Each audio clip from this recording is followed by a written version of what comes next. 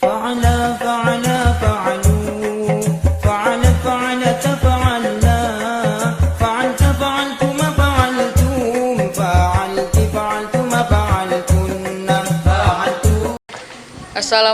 warahmatullahi wabarakatuh. Perkenalkan, nama saya Hafiz Mufti Sahid. Saya dari Cilawu, Garut.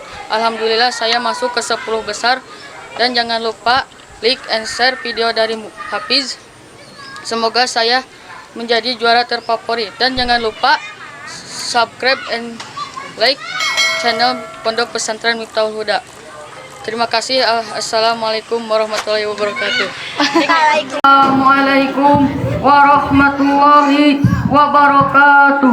Waalaikumsalam warahmatullahi wabarakatuh. Innal hamdalillah nahmaduhu wa nasta'inuhu wa nastaghfiruh wa na'udzu billahi min shururi anfusina wa min sayyiati a'malina may yahdihillahu fala mudhillalah wa may yudhlilhu fala hadiyalah. Asyhadu an la ilaha illallah wa asyhadu anna Muhammadar Rasulullah, amma ba'du. Faqala Allah Ta'ala fil Qur'anil Karim, a'udzu billahi minasy syaithanir rajim. Bismillahirrahmanirrahim. Alladzina yanquduna ahdallahi min ba'di mitsaqihi wa yaqta'una ma amarallahu bihi an yunsala wa yufsiduna fil ardi ulaika humul khasirun. Shadaqallahul adzim wa huwa asdaqul qailin. Pertama-tama, yang paling utama, marilah kita panjatkan kehadirat lillahi rabbi, yang mana beliau yang sudah menciptakan hati kita semua yang terdiri dari iman dan nafsu. Segala hal yang aktivitas kita lakukan pasti menggunakan hati. Jadi janganlah engkau bermain-main dengan namanya hati, karena bila mana hati kita sudah tersakiti, maka hancurlah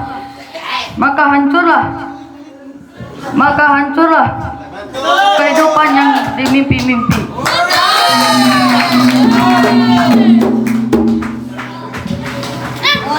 Dikarenakan apa? Dikarenakan di dalam hati kita ada yang dinamakan nafsu. Nafsu merupakan hal yang harus kita hindari dari hal yang buruk.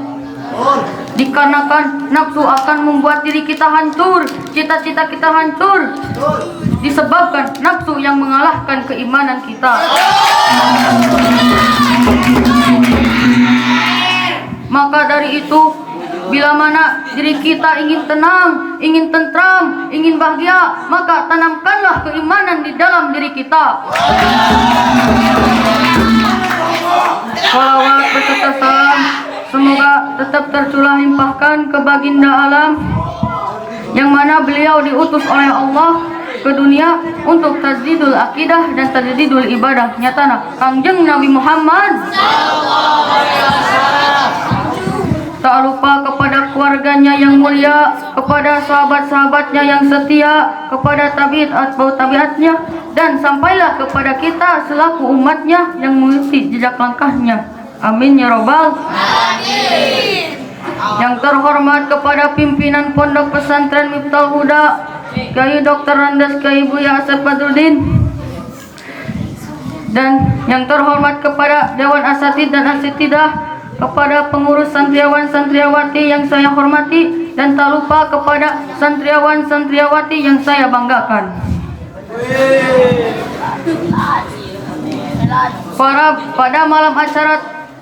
Pada malam acara Tarbiyatul Mubalik ini, saya akan menjelaskan beberapa ciri-ciri orang fasik,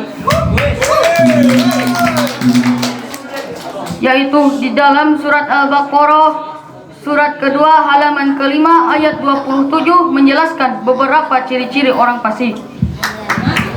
Saya akan menafsirkan dulu yang tadi ayat saya bacakan. Alladzina, yaitu orang-orang yang kuduna, yang melanggar ahdallahi, perjanjian Allah, mimbadi misakihi, setelah perjanjian itu diteguhkan, wa yaqtauna, dan memutuskan ma amarallahu bihi, apa yang diperintah Allah, ansola, untuk disambungkan, wa yufsiduna, dan berbuat kerusakan, fil ardi, di bumi. Ulaika, mereka itulah orang-orang, mereka adalah al-khosiruna, orang-orang yang rugi. Fasik itu asal katanya yaitu fasako, dimasukkan ke dalam sulasi majid warna kedua sewajan jeung wajan. Fa'ala yafilu maujun doroba yadribu. Tegasnya jadi isim fa'il. Jadi orang fasik itu orang yang menyeleweng dari aturan Allah, yang tidak mau menaati perintah Allah. Jadi orang fasik itu membenarkan kepada orang lain sedangkan dirinya sendiri pun belum benar. Contohnya memerintah kepada orang lain zakat tetapi dirinya pun tidak zakat, memerintah kepada orang lain saum tetapi dirinya pun tidak saum, memerintah kepada orang lain salat tetapi dirinya pun tidak salat. Terus bagaimana cara menghilangkan sifat orang fasik? Yaitu dengan cara mendekatkan diri kepada Allah dan menjauhi larangannya. Karena apa kita harus menghilangkan sifat orang fasik? Dikarenakan orang fasik diancam oleh Allah akan dimasukkan di keraknya neraka. Jadi kalau kita tidak ingin termasuk orang fasik, maka laksanakanlah perintah Allah dengan ikhlas. Bukan omong kosong saja seperti di ayat ini, aku berjanji atas perintah Allah, tetapi tidak ada pembuktiannya. Dan mereka akan termasuk orang-orang yang rugi, dan mereka hidupnya tidak akan tenang, tidak akan tentram sebelum mereka bertaubat kepada Allah. Jadi kalau kita hidupnya ingin tenang, ingin tentram, ingin bahagia, maka jauhilah sifat orang fasik dan mendekatkanlah diri kepada Allah. Jadi kesimpulannya, kalau kita tidak ingin termasuk orang fasik, maka laksanakanlah perintah Allah dengan ikhlas. Sekian yang saya bisa sampaikan, semoga bermanfaat. Kesalahan datangnya dari saya, kebenaran datangnya mutlak dari Allah. Wabillahi taufiq wal hidayah. Wassalamualaikum warahmatullahi wabarakatuh.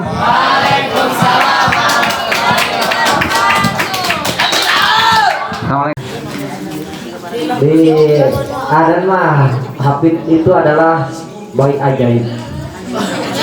Yang jadi bayi ajaib kumagi kantos panenten adan Katilau. Pertama Hafid bade mondok di pondok pesantren di sepuh nate nyampaikeun Hafid mah teu tiasa nyarios.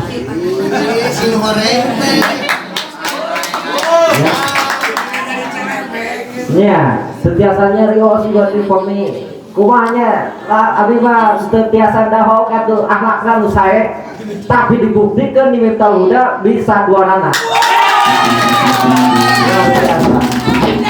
Jika ada luas gitunya masuk pro lahir orok bisa gomel luas gitu tak inilah gitunya baik ajaib gitu.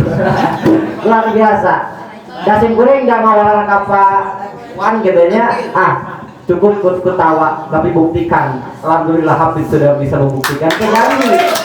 Kuring hari sampai janji bahwa aku itu bakal bisa pidato tapi kuring sabar bulan Hafid 6 bulan dari kapan libur corona teh. Jadi alhamdulillah Hafid bisa semangat dan tadi disampaikan alhamdulillah sesuai tadi runtutan nilai tadi penyampaian sarang tadi Al-Qur'ana sarang ngirobna tadi alhamdulillah itu luar biasa. Mudah-mudahan Hafid bisa masuk ke final. Nah sebenarnya kayak gue semangat kepada Hafid Jahwaro gitunya Jahwaro Nacilau gitu ya. Silatan jago sok ninggal lah. Jadi assalamualaikum warahmatullahi wabarakatuh. Waalaikumsalam. Saya. Jujur Adi ngadangukeun Hafid, Adi non biasa gitu nya ngadangukeun Hafid selama berjam-jam. Soalnya non tipe Hafid mah kalem penyampaianna. Ente rusuh, ente lawan teuing. Tapi kalem. Jadi adik hoyong kita ngadukeun Hafid selama berjam-jam gitunya berdakwah menyampaikan apa yang Hafid pesan sampaikan gitu. Jadi kesep gitu ngadanguna. Kenek. Punten Bang, punten. Teu ya tamanya. Ya. Jadi apa yang dilihat oleh Ahadi ya, penyampaiannya Hafid sudah pas dengan karakteristik Hafid ya, itu mempertahankan itu ciri khas Hafid ya, ciri khas Cilawu salah satu pejuang di Cilawu ya. Terus di saat Hafid menyampaikan mungkin gerakan Hafid kebanyakannya diam gitu, karena mungkin tadi kalem teh jadi akal, orang mah itu kudu musuhan, itu kudu diwe, gitu mungkin itu salah satu ciri khas Hafid. Terus penyampaian atau ya outnya tinggal pandangan mungkin Hafid sudah tidak gugup ya, Hafid sudah mulai terbiasa menyampaikan pesan-pesannya di depan orang banyak ya. Nah Hadi terterangnya soalnya Hadi pas Hafid tampil pertama Hadi terterang gitu saya di dia tuh, jadi Hadi pertama kali melihat Hafid, oh ternyata Hafid teh kieu gitu. Jadi kesek nggak ada mulut teh rekos Hafid saya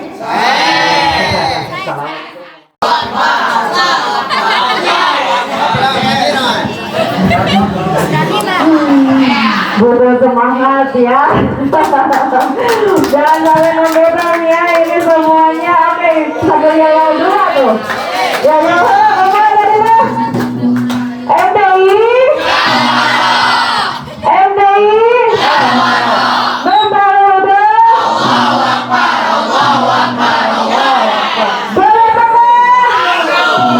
Panggul, oke.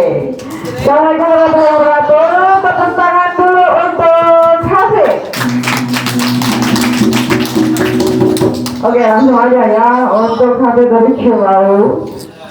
Seperti biasa, karena dari penampilan awal sampai saat ini yang ibu lihat para ahlinya, para jawaranya itu menggunakan kopiah atau tolong hitam ya.